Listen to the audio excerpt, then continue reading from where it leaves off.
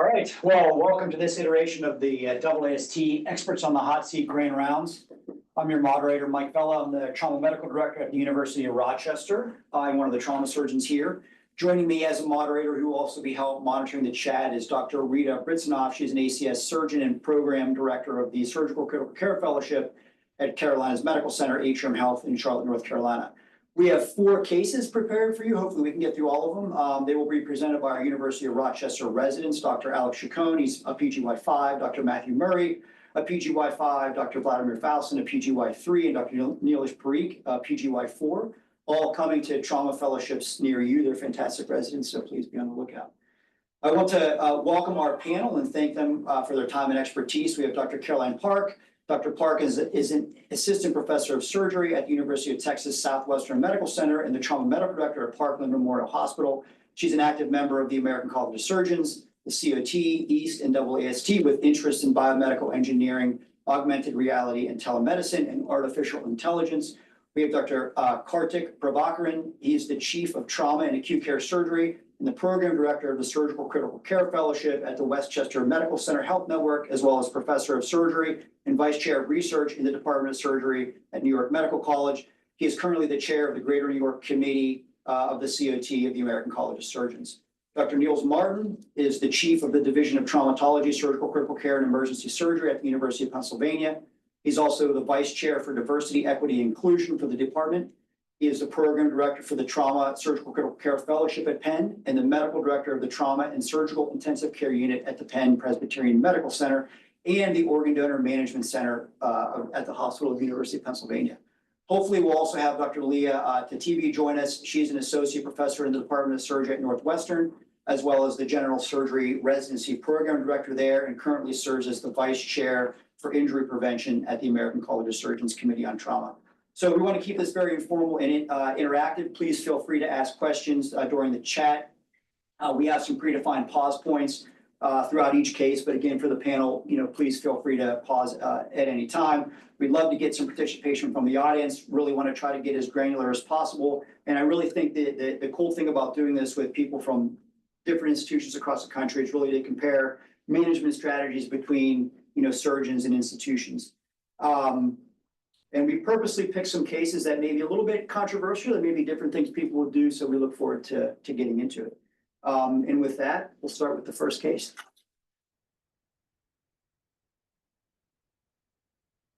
Okay, and Alex Chacon. First case was a level 1 trauma for multiple gunshot wounds to a 52-year-old male. It was noted on the page and on arrival, gunshots to the left face and neck, right axilla, and right upper back. Of note, this patient had a history of relatively recent gunshot wound to the left hip and abdomen, resulting in a rectal injury, had a laparotomy, diverting loop colostomy about a year before, with a known retained bullet in the right flank, and had been planned to undergo ostomy reversal 1 week after arrival from this trauma. When he arrived, his airway was patent, but he was non-responsive GCS at 3 with bilateral breath sounds, no obvious hard signs of vascular injury, no obvious bleeding anywhere. Initial blood pressure on the automatic cuff was hypertensive, and manual repeated was also hypertensive, and cardiac fast was negative. All right, so I guess the first question, just to start out for the panel, is thoughts on manual versus automatic BP in trauma patients. Is the automatic reliable when you get a number like this? And also, in 2024, the role of abdominal fast in these circumstances. We know the cardiac fast is important, but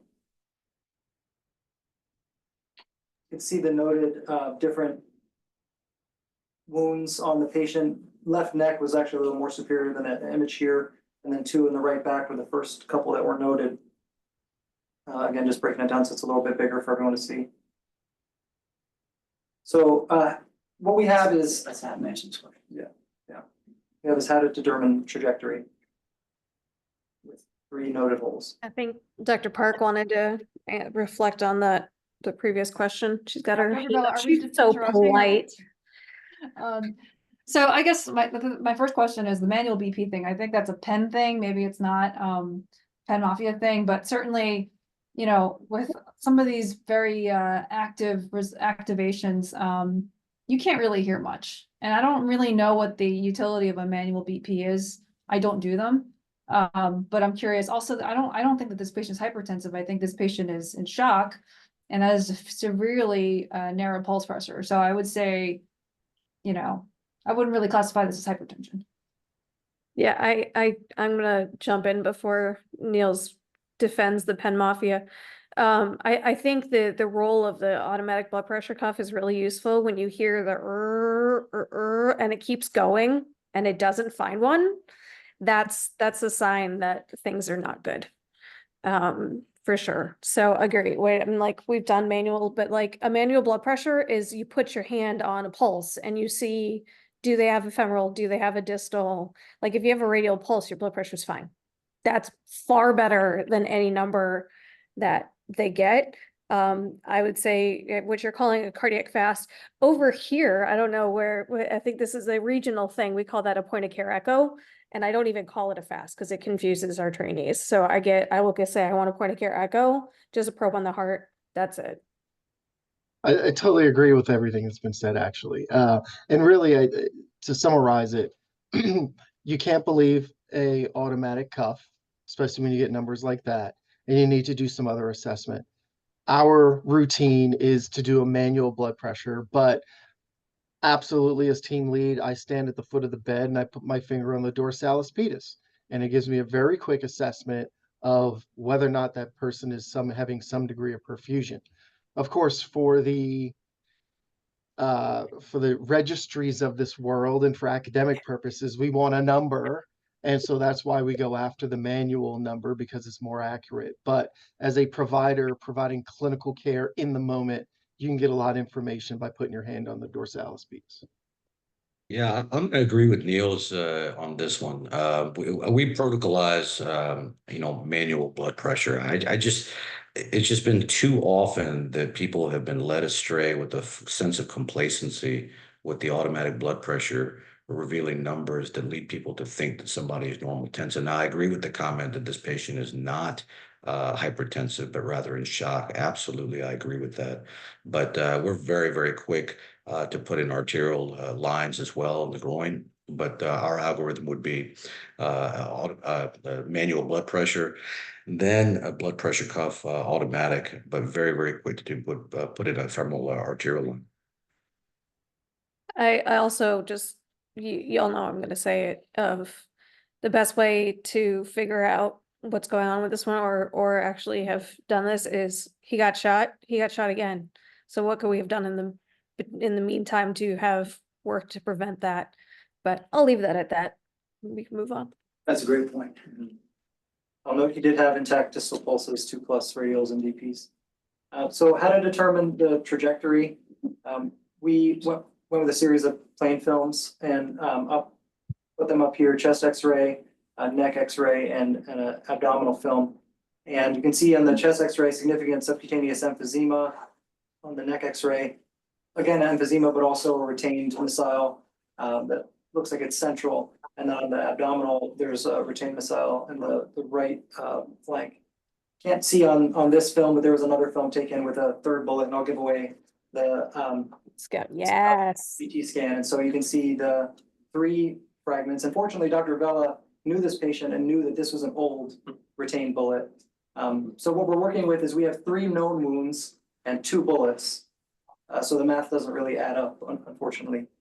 So then we're stuck figuring out, well, where's our issue with our trajectory? Let's pretend like we didn't see the scalp film though, for the purposes of the. Sure, but I think the really important part here, if you go back one slide, is, our x-rays are skin to skin. It's not intracavity. You have to, if you're looking for a bullet survey, you have to go skin to skin, which often is 4 or 6 films of a cross, because he's got some subcutaneous tissue that can hide things.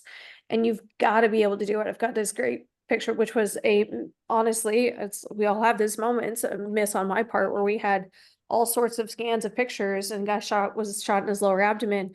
And somehow we missed a 1 centimeter hole or like a gap in our x-rays up here. And sure enough, the lower abdomen ended up in the high chest. And we somehow I pieced together the x-rays and there was a little one that was missing. And we had temporarily missed a thoracoabdomen wound. So you have to be incredibly vigilant about it, which is why it's my favorite bullet survey is just take them to the CT scan and get a scout if you can. I think it's a great point, but when we talked about blood pressure, we spent a lot of time talking about manual versus, the automated cuff. But part of the primary survey, like Niels Martin was saying, just sitting there and putting your finger on the pedal pulse, I think with just the location of these bullets, I would have been very curious about the upper extremities and whether or not there was a subclavian injury. So did the patient have equal pulses in both arms? Yeah, he Yeah, did. he did. And then obviously from his topogram, he has a lot of a higher BMI.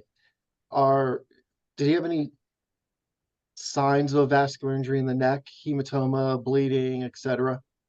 A little bit of ooze, but no active bleeding, no hard signs of vascular injury. All right. But he was Obviously, GC3. with that amount of subQ emphysema, you're going to be worried about some aerodigestive and certainly a neck trajectory. So Yeah, absolutely. Aerodigestive, mediastinal injuries. Interesting trajectory. But one thing I don't see on here, which is very nice to see, is a C-collar. I have seen C-collars on some patients that come in with penetrating injuries to the neck, and I think it is there's an opportunity there. There is, yeah. Because you don't want to hide those injuries, right? And the incidence of, spinal cord injuries is exceedingly low. And it's one of those things you just can't miss. Curious if you guys have in the other regions, we've actually changed the SMO for Chicago Fire that they are not to put C-collars on our penetrating neck traumas, and even potentially if there's a blunt to a blunt component along with it, it can be a consideration depending on truly what the mechanism is. But it's a huge education campaign really within Chicago Fire not to put collars on penetrating neck trauma. So then for moving things along, what are going to be your next steps in resuscitation, knowing that this patient was GCS of 3, also hypoxic? I'll just fill you guys in. We intubated the patient, got the chest x-ray, which you saw.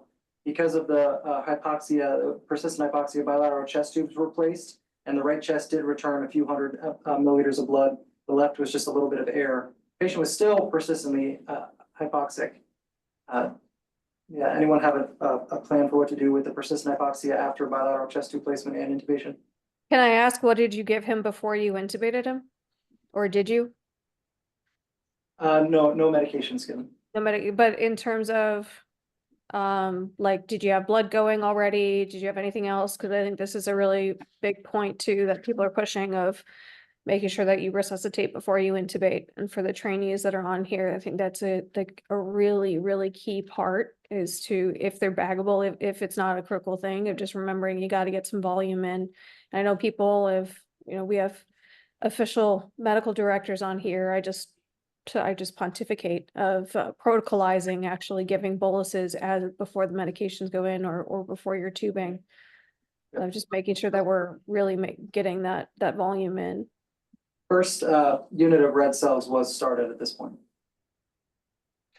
So you have a good intubation here, especially with the potential difficult airway. I did not show the x-ray, but yes, it was in the trachea. yeah, you could see the tube looked okay. Was there a lot of blood in the airway with the intubation? Like, do we suspect there's an aerodigestive injury here? I think we all want to see.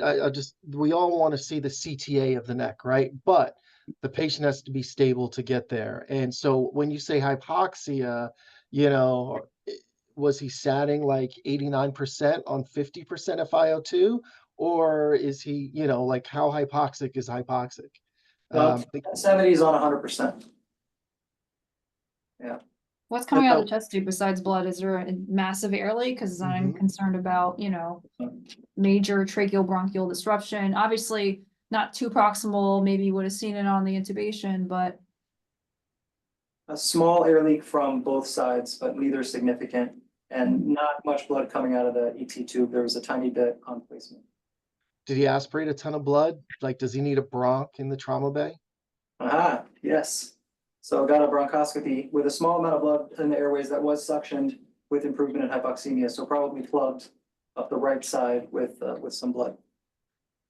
After the unit of blood that was given, he was normotensive. And some of the panelists had alluded to this. The next step is to scan or not to scan.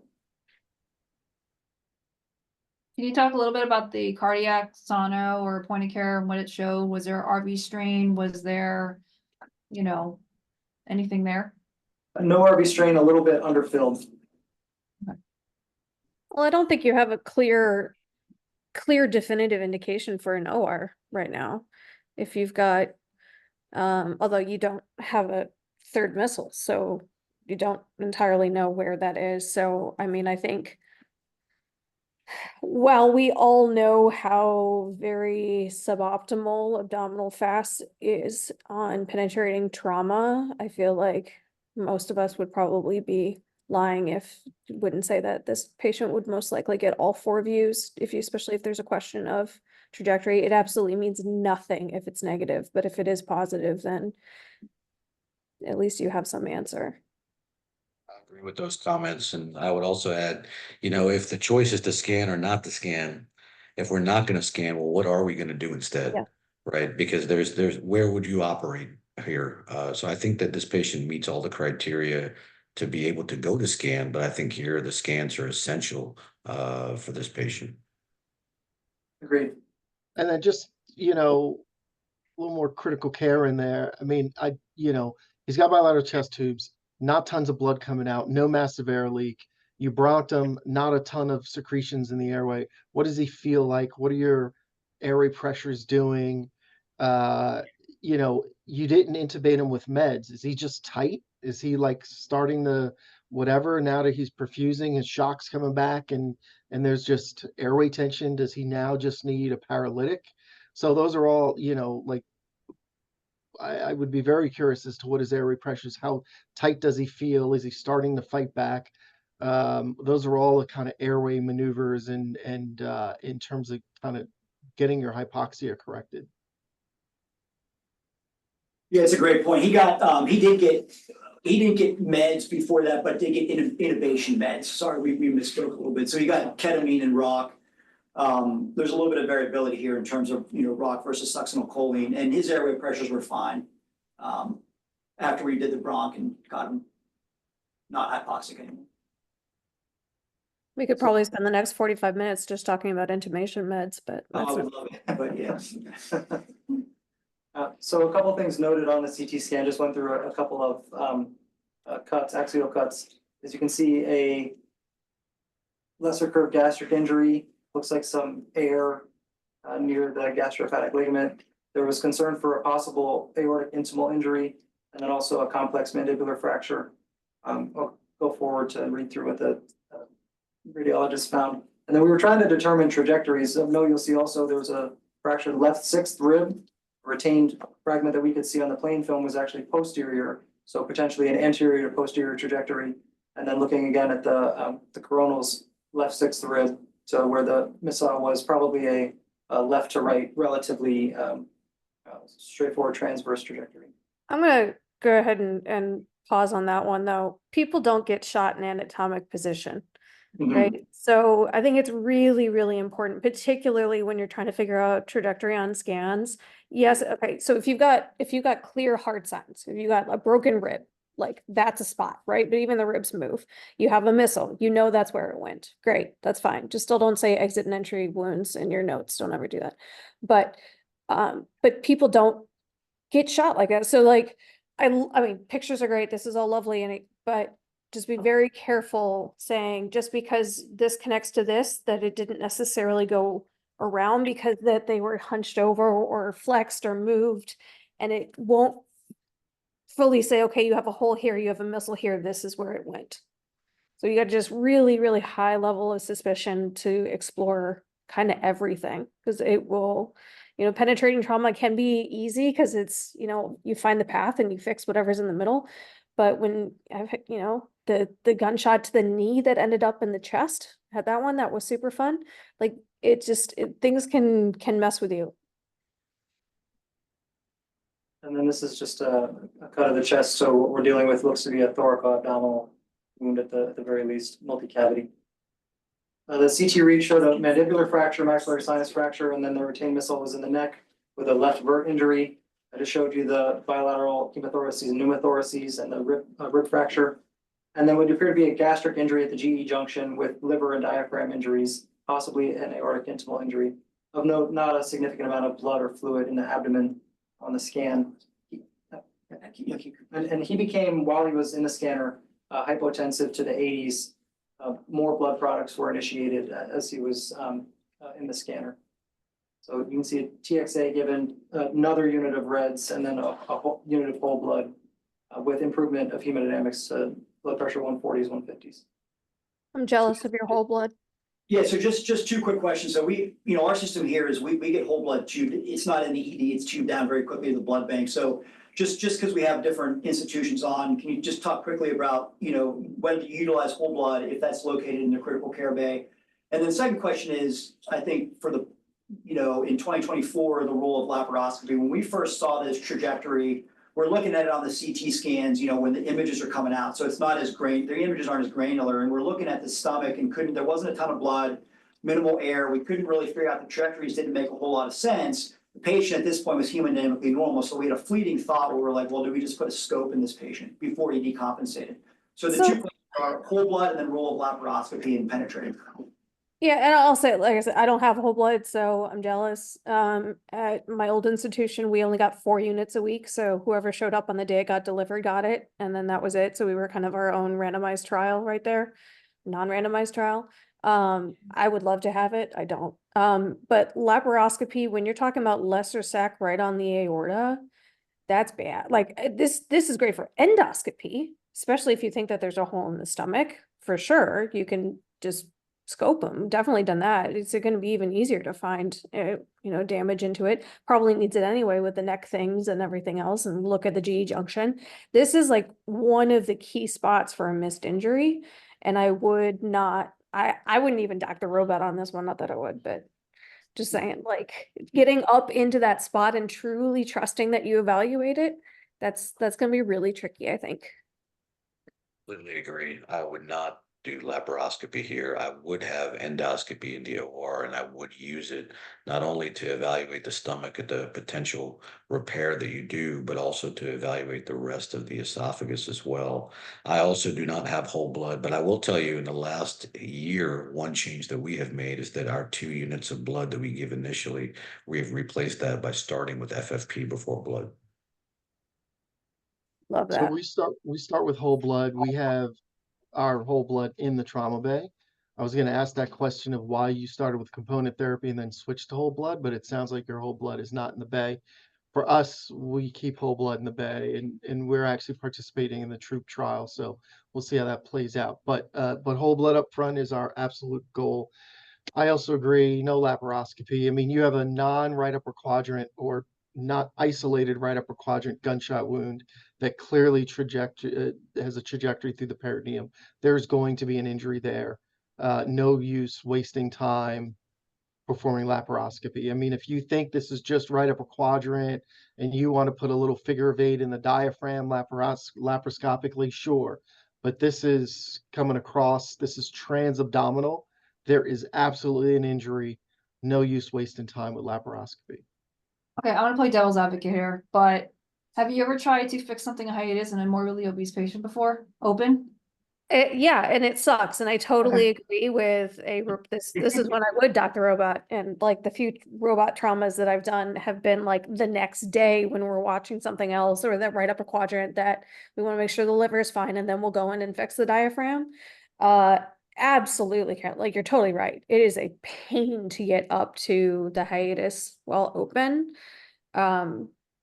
It sucks, but it also sucks to miss an injury. Yeah, If your absolutely. patient I lives would do to the the next same. day, you can do anything robotic. Absolutely.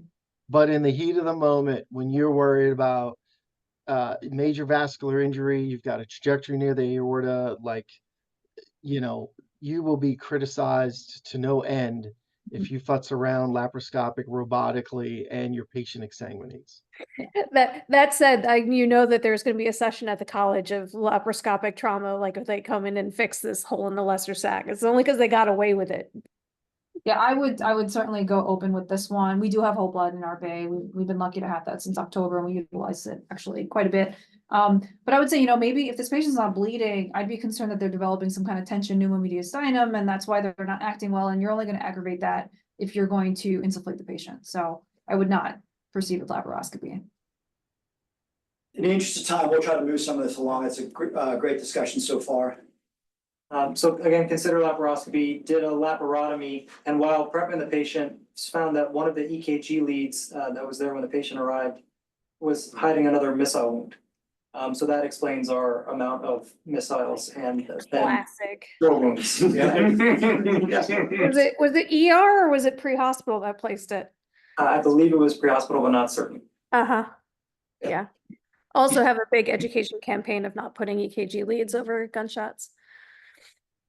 So the upper quadrants were packed. There were adhesions from the prior laparotomy. There was some bleeding of the liver on the left side near the gallbladder, near the GE junction, a laceration of the left diaphragm, and then also an EGD was performed as discussed. It's found to have bubbling on the lesser curve near the GE junction, about 2 centimeters distal to it, with a 2 centimeter linear laceration. That was the only laceration found to the stomach.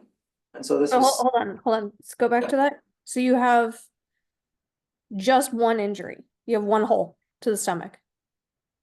anterior laceration. Yep. You have an anterior laceration to the stomach only. Mhm. Anybody else's sphincter tight? Oh, yeah. Yeah. Okay. That does not make sense. That does not add up. No, especially not with where you're going. I also imagine that there's very differing opinions over whether or not ENT would do the neck exploration versus we would do the neck exploration.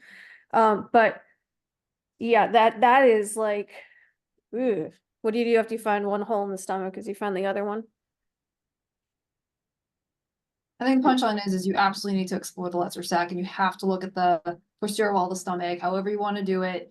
The EGD certainly helps you as well, but that is definitely something I'm worried about, looking at the pancreas, you know, that area.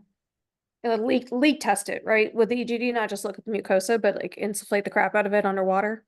And Yeah, that's a great point. So we did all those things, insufflated, didn't see any leaking, explored the lesser sac, didn't see anything, scoped, I don't know, 2 or 3 times to make sure we weren't missing something. Looked around the stomach and didn't see anything. So based on the trajectory, what we could see, our only thought was that a diagnosis of exclusion, and based on like the linear size of this thing that just skived the anterior stomach. yeah, it happens, but it's an awful feeling as a surgeon to only find one hole in all of viscous.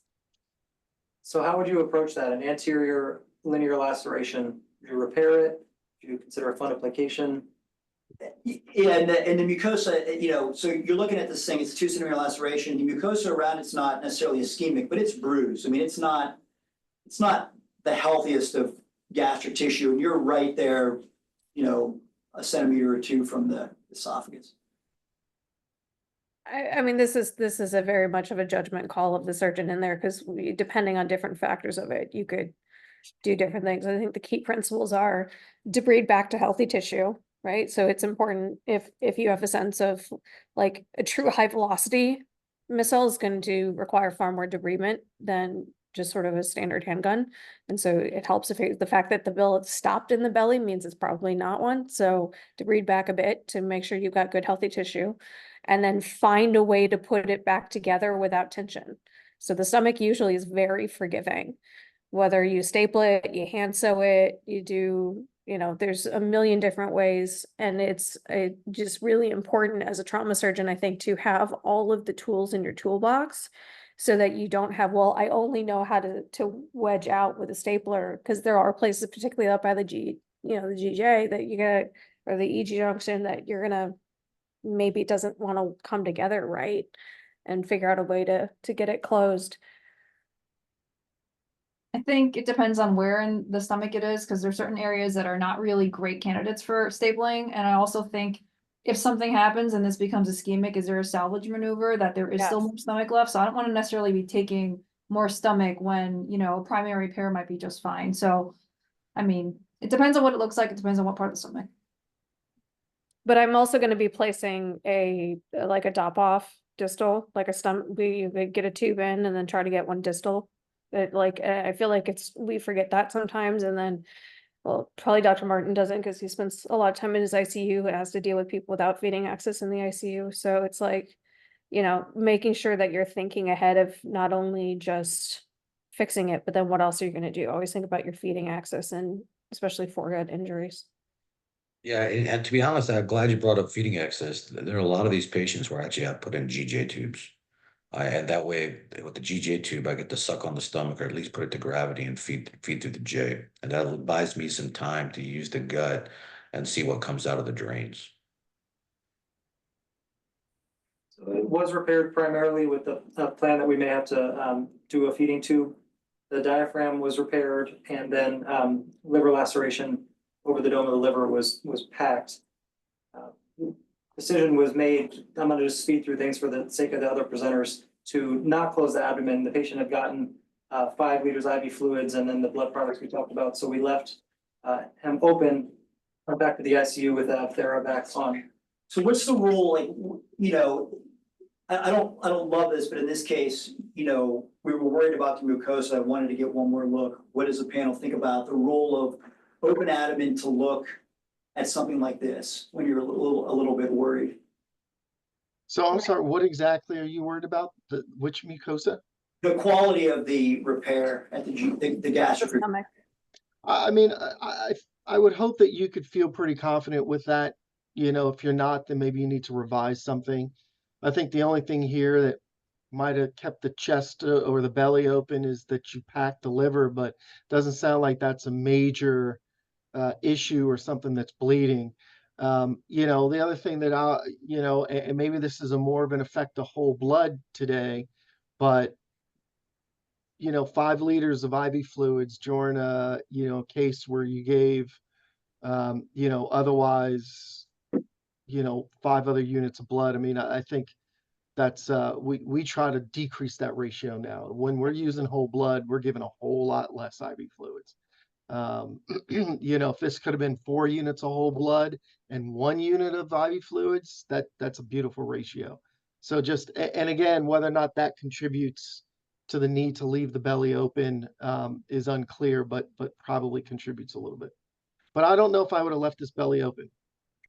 Yeah, I'm If going to you're agree that and just. unconcerned, if you have not described any major vascular injury. So the only real injury, you got a little thing on the liver, you fix the stomach, the patient's otherwise okay, then take the time you need to definitively fix that stomach now.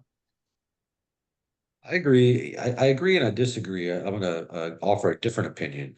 I absolutely agree with the 5 liters of IV fluids. I think that's absolutely avoidable. And if this belly was left open because of over resuscitation with crystalloid, I think there's an opportunity there.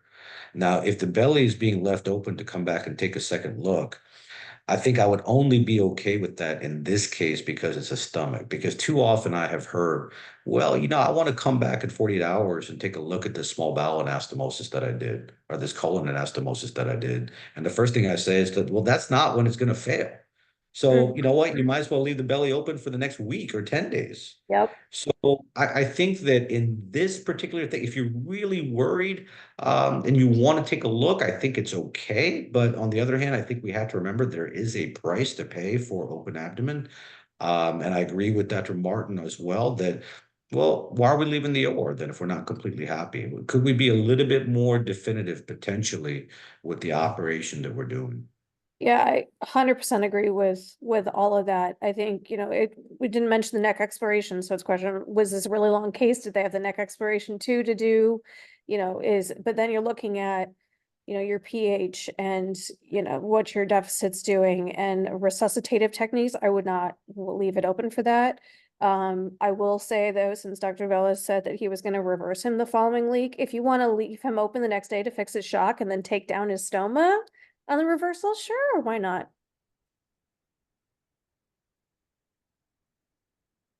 So all fair points. We did leave him open. He went to the ICU, remained paralyzed. I'll go through things quickly here. He clotted off the right chest tube, and chest X-ray showed a residual pneumothorax and hemothorax on the right side. So a second one was placed.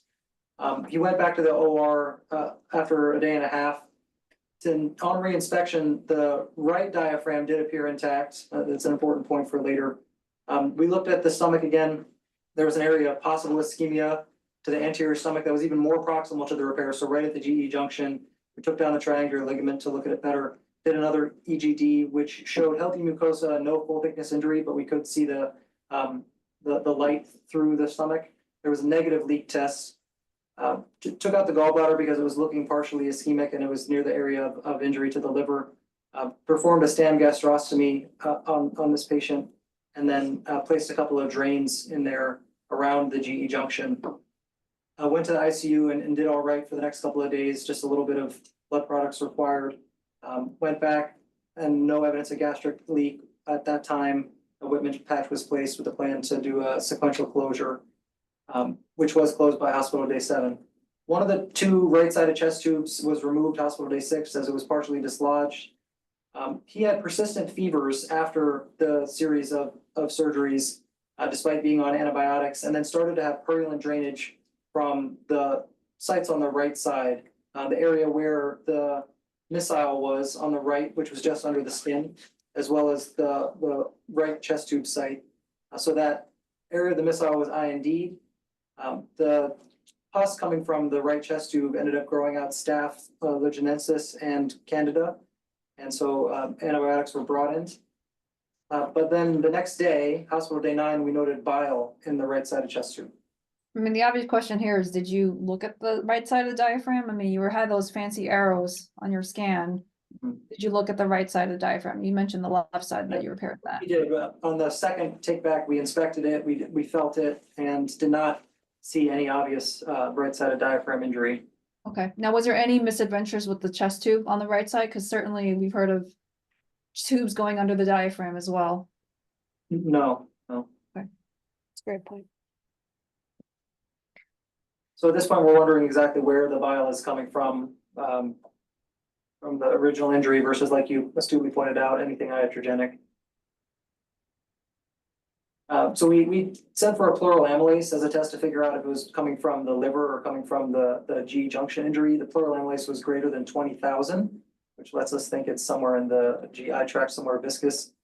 We got a HIDA scan to evaluate if there was any persistent bile leak. And I'll show a picture on the next slide. There's irregular hepatic uptake, but no evidence of leak. And then repeated a CT scan that didn't have a large perihepatic collection. So you can see the bile staining in the chest tube, the IND site posteriorly, and then there's our HIDA with a little bit of irregular uptake, with less uptake on the right side, in part due to the parenchymal injury. So how to manage this, what appears to be a delayed leak that we now are suspecting is from the GE junction injury. We consulted our colleagues with the thoracic surgery service to better inspect this, and they wanted to repeat an EGD, so they did. And you can see some of the text from their operative report. So defect noted along the lesser curve, starts on the distal esophagus 1 centimeter from the GE junction, extends on 3 to 4 centimeters on the gastric cardia of the lesser curve, probably a blast injury with mucosal damage or ischemia. So the same thing we saw in the second OR case. Edges are heaped like an ulcer, but the bed of the ulcer is non-distinct tissue. Is it fat? Do not see a full thickness defect that you could drive the scope through, but insufflation does result in a few bubbles in the chest tube. So that confirms our injury from the GE junction through likely the diaphragm, like Dr. Park pointed out, and then into the chest tube. Here's the picture from the EGD. So what do people think of the options at this point? I mean, he's not critically ill, you know, I guess there's an option. There wasn't really, I mean, stent's an option, maybe not a great position to do that. Then there's just sort of controlling things with tubes. There's going back to the operating room. Is I this would amenable go to like an endovac, or is it Yeah, still like too Endovac is where I would go with it. large?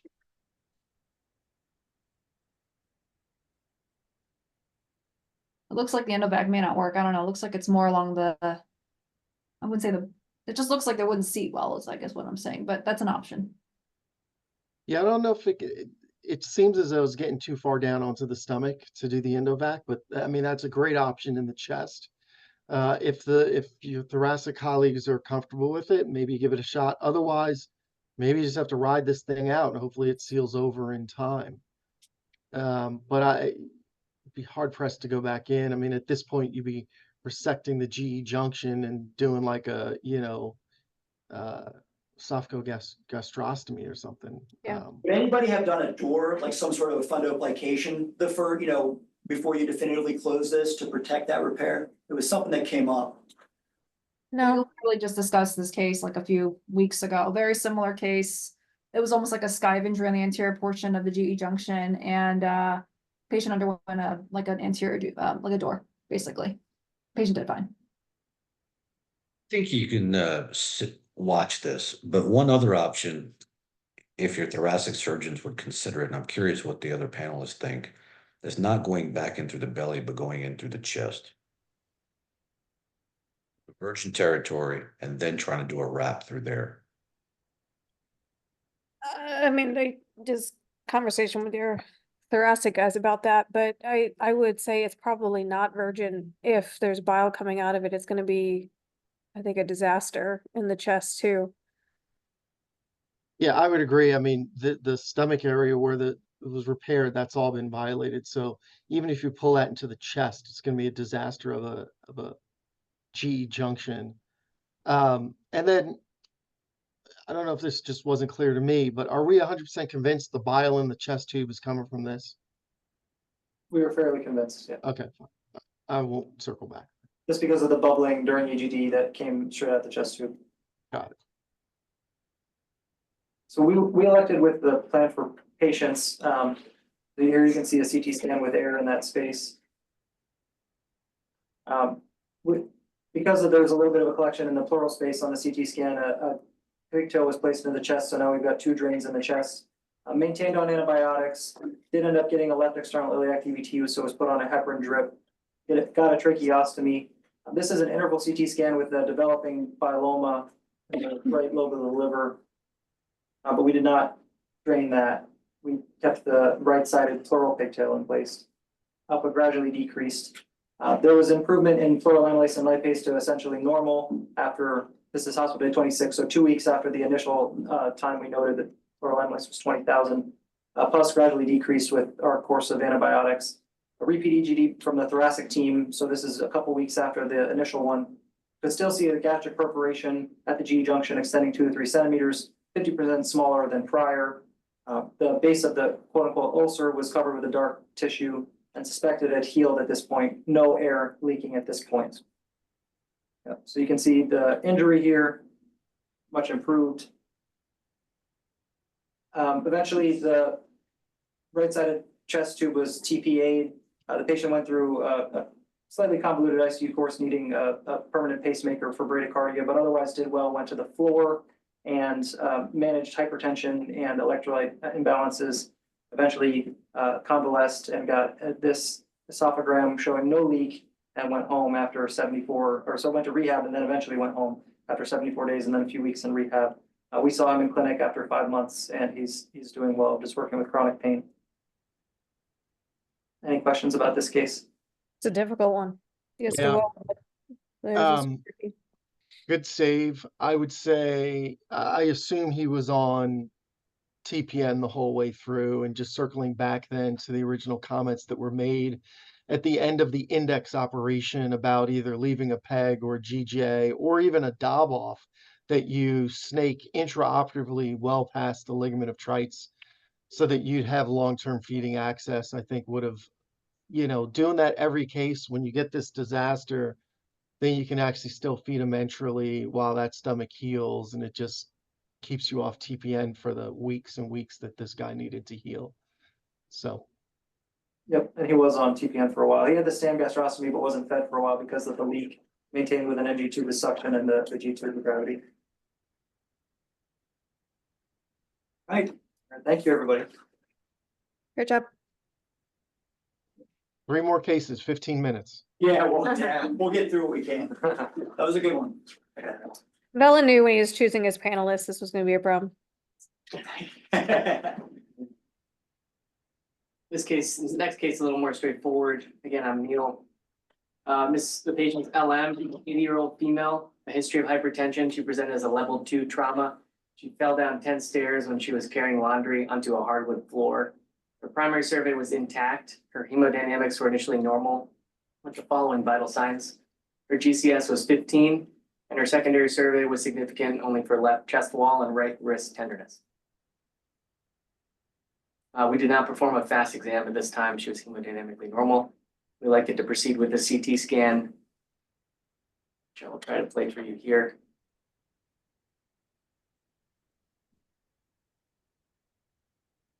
Obvious perisplenic hemorrhage.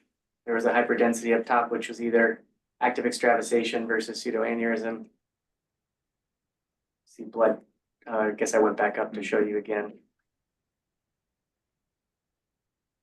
So, she's not anticoagulated at baseline. I don't believe she was on an aspirin. So she, 85 years old with this degree of splenic injury.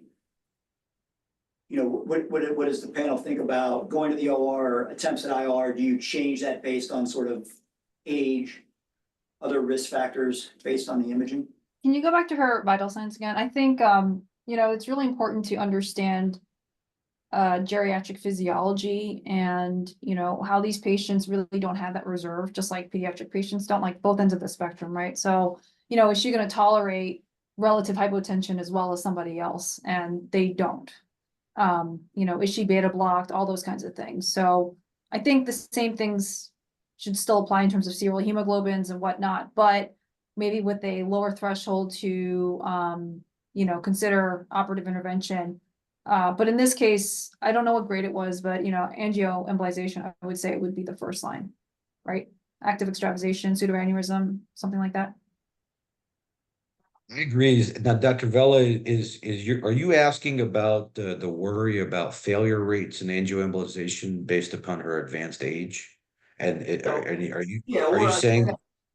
I guess I'm just asking, would anybody at this point do anything besides IR? I mean, do you have different sort of thresholds based on age or degree of subcatheter hematoma, those sort of things? Other factors you use to decide? I would have gone to angio. I think angio is not unreasonable. I certainly would be very attentive to her vitals, to her physiology, to her frailty. And to be honest, you'd think that, well, doing a big X-lap on a frail person is bad, but failing to have a successful IR intervention may be worse. And is the path of least resistance and just, is just do a splenectomy and be done with it. It is not an unreasonable consideration if I don't know, if she has some competing injuries or something like that. Not in this case, but in the back of my mind, I am going to be thinking very much about how well she's tolerating the pathway. I also say, especially now, our radiology colleagues are much better with selective embolization. So, they're placing these coils in places that are, not going to be prohibitive towards a stapler or something like that. I've definitely run into that situation where aneurysms have been coiled, and it is not easy, getting that when you're in the operating room. Do you all have protocols for, let's say you do IR and, even if you don't see an obvious blush and you're in a high grade 4 or 5 spleen, is the general practice of your institutions to empirically embolize the splenic artery? Good luck. No, I think we have a conversation about it still. Yeah, we have a conversation about it and we all know what the answer is, which is depends on if it's during the day or at night. I also think the discussion of age is so fascinating because we're talking about frailty and, physiologic reserve, which is all so true. But yet, I'm just thinking to myself that I have pediatric surgeons at our institution that would look at that exact same scan in a 70-year-old and do absolutely nothing.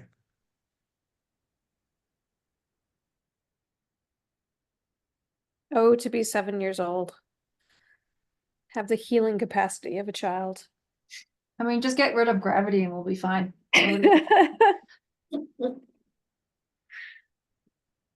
just briefly showing the grading system here, which I'll get through.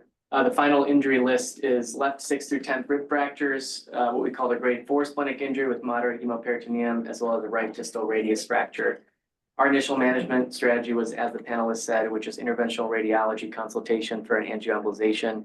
However, after we returned from CT imaging, the patient became hypotensive into the 70s or 80s range on 3 separate automatic cuff readings, as well as a manual blood pressure. So literally at this point, the nurses from the IR team are at the bedside literally ready to take the patient to interventional radiology. And she's getting a first unit of blood and sort of responding to it. That change anything that you all would do? What's her repeat pressure with that first unit of blood? 112 systolic. What was that? 112 systolic? 112 systolic. Okay, so she's barely above being hypotensive according to our new sort of parameters for geriatric patients. I mean, if IR is literally looming over her body and she's responding to your transfusion, maybe I would let them move forward, but you know, again, be very attentive. I mean, they might get halfway through their procedure and I'm just gonna open her up on their table if I need to. Yeah. But maybe I would continue forward if everything. The other thing is, depending again on your situation at your institution and your colleagues and your equipment, is that this might be a great case to do in a hybrid room where they're doing their part. And if she fails, then you go right ahead and operate right there in the hybrid OR if you need to. Based on what I've heard so far, I'm gonna actually go out on a limb here and say that if this was not in the hybrid, personally, me, I would take that patient to the operating room and not proceeded with angio any further. For the same reasons that all the panelists have discussed previously. I just don't have the gumption to sit there and watch her physiology during that procedure. I just don't, there's not enough beta blockers for me. I guess the question is it faster for them to get wires in and embolize versus you taking her back off the table, back to the OR and actually starting a laparotomy on her? Or should you place a Roboa in and actually, you know, just temporize her that way? What's a Roboa? We have, Are we not allowed to say that word around here? what are your disclosures? No, it's, all of ours expired. We no longer carry them in the hospital, but that's, and my partner from shock trauma who just moved over cries every time we say, he says, I want to put a Roboa in. I agree. I think it's very case dependent. It's what can get this patient the care faster. Well, in this case, we agreed with Dr. Prabhakaran. We gave the leader of LR and leader of whole blood, as Dr. Vella mentioned. Only because we don't have blood in the ED, just to clarify that, so otherwise we don't really give Crystal. She needs something. Sure. We decided to go to the OR for splenectomy, given those hemodynamic changes. When we got to the operating room, we evacuated about 1 liter of old clot. Some active bleeding was noted in the hilum, around 200 cc's. We stapled the hilum. We didn't find any other intra-abdominal injuries, otherwise uncomplicated splenectomy. We closed, extubated, and transferred her to the PACU in stable condition. Does anybody not use a stapler for this or have concerns about using a stapler? I know there's a theoretic concern about AV fistulas and things like that. I've stapled it, I've sutured it. I think I don't know what I'm gonna do until I get in there, my hands around it, and I see what is gonna be best. But I will say, you know, using the laparoscopic staplers can help you tremendously in this because you can articulate it. So that's just sort of my tidbit that I tell the residents when we're doing that is you can totally use laparoscopic staplers open just for the articulation. I love the endogeo open surgery for that reason, and also rows of staples. Yeah. Yeah, I think you need to be confident with your vascular staplers. We actually use some of our endo staplers because we feel like they actually function better than our open vascular staplers, which are a different brand. So I think you really need to understand what your institution has and the success rating. I will say the gold standard, though, is to individually suture ligate both the vein and the artery. So if this were your oral boards, that would be my answer. In the practicality of the real world, again, this was an isolated injury. You probably have the luxury of a little bit of time to spend the extra 3 minutes to do that. If you are dealing with a liver lac and, you know, stool coming out of the cecum and a bunch of other injuries that are competing priorities, then staple it and move on and then readdress it maybe later. But in isolation with no other competing priorities, take the time and individually suture ligate. Probably the safest answer. The only thing I would add is, you know, look at the pancreas, make sure there's nothing going on there. You know, if there is obviously a concern for ductal injury, then you have to do something about it. So her post-operative course was essentially uneventful. We started her on Lovenox post-op day 1. She got her post-splenectomy vaccines and was discharged home without any issues. You gave the vaccines on day 2, not before discharge? Yeah, this is a little, so this patient she has some families who are physicians. She actually had already had all the vaccines before all this happened. So I think it was noted in a note somewhere that she got the vaccines, but she had already had them administered. Interesting. She Okay. actually did new vaccines. We confirmed that with her family member who's a physician. I'm glad you guys didn't leave a drain for bleeding, which happens. Well, as you mentioned, it depends on what the pancreas looks like, right? Like you leave it for the pancreas, so you don't leave it for the bleeding. Yeah. Yeah, great job. So the last thing I think, the case isn't, one of those super exciting cases, but I guess the other discussion is, I think this is something that certainly as medical directors, we all struggle with is this IR time for hemorrhaging patients. And we have a couple of minutes left. If anybody has some pearls or some wisdom about how their institutions are, rapidly getting patients who are truly hemorrhaging to interventional radiology.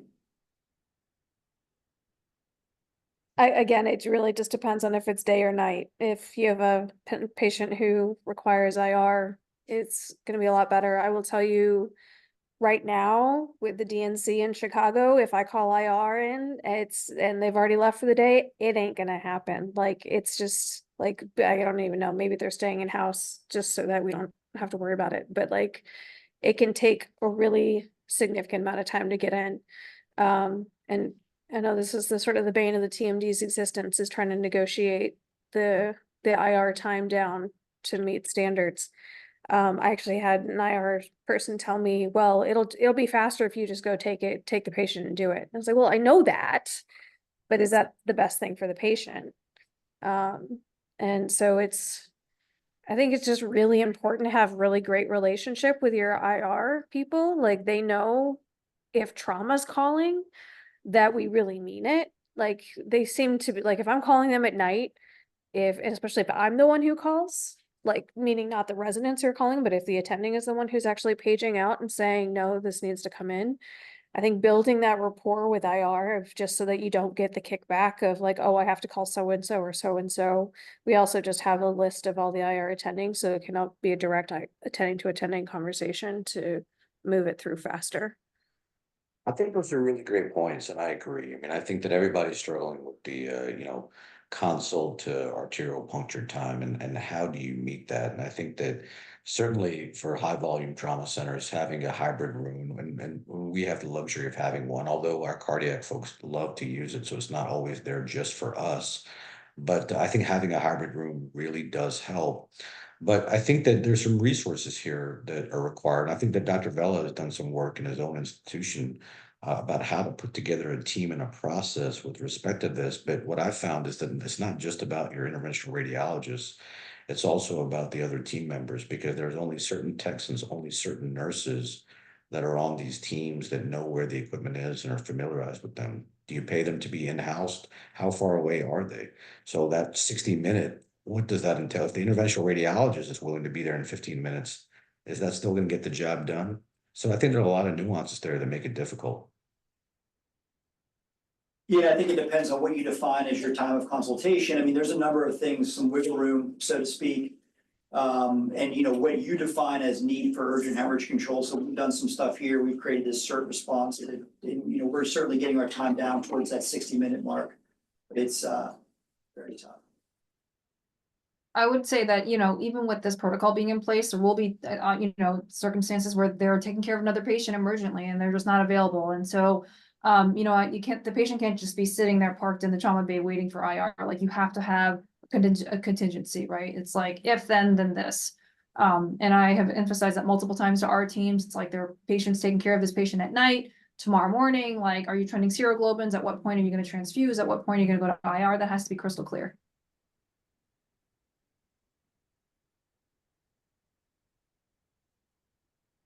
Yeah, that's essentially all I have. This is also our overall splenic injury protocol. I was actually gonna ask this, that I know we're at 5 o'clock now, but like, would you empirically put a sheath in this patient knowing that they're gonna go to IR? Is that gonna save some time for them? My IR folks say no, it doesn't save time, like, please don't do it, but curious what you guys think. Ours tell would- us the same thing. They don't want to muck with it. They're like, just let us stick it. Yeah. You know, that way it's right where they want it. Then they can use one of their closure devices on the way out. Again, I think the biggest value time-wise would be to actually have a hybrid room where you can move the patient to the hybrid room so that IR doesn't, you know, you're not waiting to move for IR to get there. You know, the big thing, and this is kind of bigger than just having an IR or having a hybrid room, but that hybrid room has to be one that's familiar to IR. It can't be 3 floors and 2 buildings over where they're running back and forth getting the wire they want because it's not stocked in the hybrid room or what have you. So it's a bigger picture thought about hospital design and having IR suites really be adjacent to ORs so that equipment can be available and that the interventionalists aren't uncomfortable in a hybrid room. Even if the patient's in a hybrid room, suddenly they don't remember or know the equipment. They've never used that room before, et cetera. So there's a lot of different moving parts. Having a hybrid room is just one step of that. But certainly if you do this in a hybrid room, it allows you to, you know, intervene operatively if you need to change course rapidly.